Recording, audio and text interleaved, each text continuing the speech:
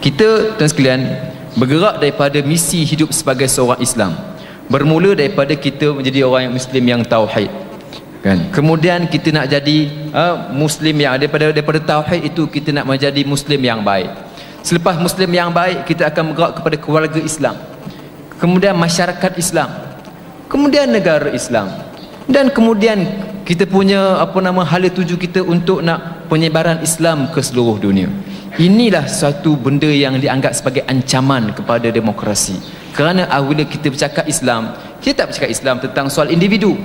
Kita bercakap Islam, macam mana kita nak mengembangkan Islam. Mengembangkan Islam inilah dianggap sebagai satu ancaman, kerana mana-mana orang Islam yang ada mempunyai misi ini dianggap dicap sebagai teroris, dicap sebagai ekstrim, dicap sebagai pengganas kerana membawa misi ini. Sedangkan inilah misi hidup kita sebagai seorang Islam, yang bermula daripada al-fardul muslim, al-baitul muslim, kan, mujtama' muslim, kemudian daulah Islamiyah dan Islam tersebar ke seluruh dunia.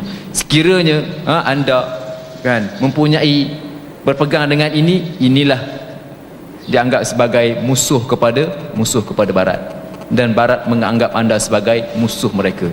Maka oleh sebab itu mereka timbul dengan satu istilah untuk nak menyederhanakan agama orang Islam dengan istilah Islam moderate, Islam sederhana, untuk supaya orang Islam hanyalah berada pada tahap 1, 2 dan 3 sahaja.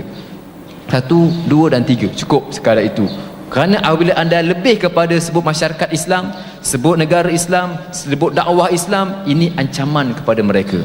Sebab itu timbullah istilah-istilah yang kadang-kadang mengelirukan, wasatiyah, yang ditafsirkan dengan tafsiran yang tak berapa tepat.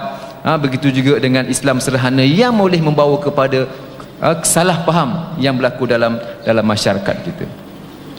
Seterusnya ialah saya sebutkan tadi ialah bagaimana gerakan sekular dan pro barat dan pro demokrasi kan berusaha untuk menjadikan Islam hanya perkara peribadi dan tidak lagi untuk dibincangkan tentang isu-isu kenegaraan.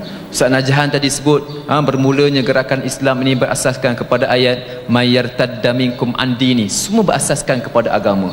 Ini tidak digemari, not favor di kalangan orang barat, dan mereka ingin mahu menjadikan agama hanyalah perkara peribadi, manakala urusan-urusan kehidupan, urusan kehidupan, urusan nak menentukan hudud jauh sekali lah kan, dan tidak perlu untuk nak membincangkan tentang soal-soal berkenaan dalam negara. Malah dalam buku ini saya menulis ada artikel, saya menulis tentang bab IRF secara jelas menyebut kita perlu mendakap demokrasi kan, sebagai salah satu daripada cara, dan juga menyebutkan bahawa kita tak perlu kepada negara Islam, dan kita tak perlu kepada hudud, dan juga kita kita tak mahu yang mereka mahu ialah Islam individu dan bukan Islam negara. Saya ada mulas dalam buku berkenaan yang kita boleh baca. Itu adalah bentuk-bentuk yang dinamakan dengan Islam bentuk baru yang juga masuk dalam perbincangan post-Islamism. Jadi kesimpulannya tuan-tuan sekalian, bila kita bincangkan tentang soal ini, maka kita katakan bahawa berdasarkan kepada ayat, berdasarkan kepada benda yang kita ayat ataupun doa yang kita selalu sebut dalam doa iftitah, inna solati wa nusuki wa mahyaya wa mamati lillahi rabbil alamin. Sungguhnya solat aku, sembahyang aku, ibadat aku, semuanya kerana Allah Ta'ala, dan kita tidaklah sekadar untuk menjadi Islam untuk diri sendiri, tapi kita berfikir macam mana Islam itu untuk dikembangkan kepada orang lain. Maka atas dasar itulah timbulnya tauhid dan timbulnya dakwah. Timbulnya dakwah untuk mengembangkan Islam. Kalaulah tak ada cerita tentang negara Islam, tak ada cerita tentang masyarakat Islam, tak ada ni, maka memanglah tak ada dakwah. Maka mereka sangat tidak menggembari tentang dakwah, kerana dakwah ni pasti akan mengancam mereka. Mengancam macam mana?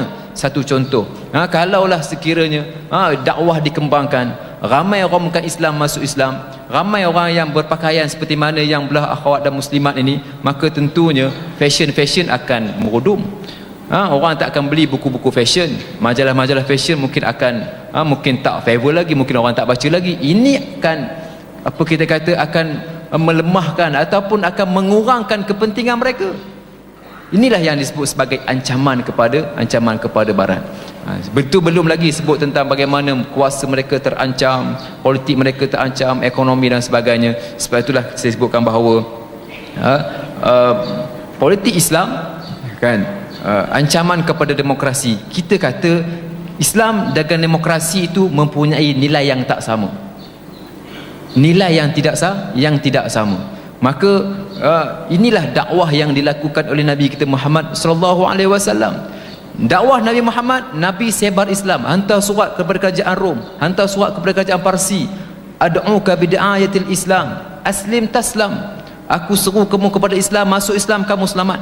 Kan, bila sampai Islam mereka rasa terancam, kita bagi tahu masuk Islam selamat, mengulangi apa yang dilakukan oleh nabi-nabi yang terdahulu. Dan kita pun sama dengan demokrasi, nilai kita dengan nilai kita sama, sebarkan dakwah.